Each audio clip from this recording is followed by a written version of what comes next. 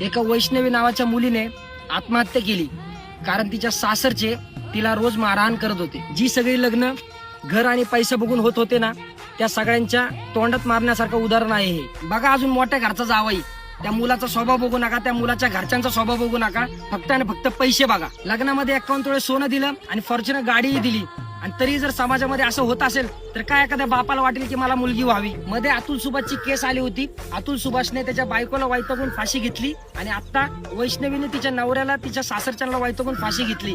कधी मुलगी चुकीची, कधी मुलगा चुकीचा। पण मला असं वाटतं जर तुमचं जर पटत नसेल लग्नानंतर तर तुम्ही डायरेक्ट डायव्होर्स घ्या। आपली मुलगी लग्नानंतर आपल्या घरी येऊन बसली म्हणून आजूबाजूची लोक नावं ठेवतील या जर टेन्शनने तुम्ही जर सासरच्यांचे पाय पडत असाल तर सरळ चुकीचं आहे। तुम्ही त्यांना किती जरी पाय पडले, ज्याला टिकवायचा संसार ते टिकवतो, ज्याला टिकवायचा नाही ते नाही टिकवत। तुम्हाला सांगतो लोकांचा अजिबात विचार करू नका, आपली सोन्यासारखी पोरगी पहिलं घरी घेऊन या। लोकांचा विचार करत बसले तुम्ही। आता किती मोठा तमाशा झाला, आता अख्ख्या महाराष्ट्राला कळालं काय झालं तुमच्या घरी। अहो तिच्या नंदेनी 2 महिन्यापूर्वी एवढी तिला मारली, तिच्या अंगावरती तुकली। नवऱ्याचे जावयाचे म्हणजे मी पाय पकडलेले, नंदेचे पाय धरले, सासूचे पाय धरलेले। तिथं चुकत असेल तर हात जोडून पाय जोडून काय करायचं?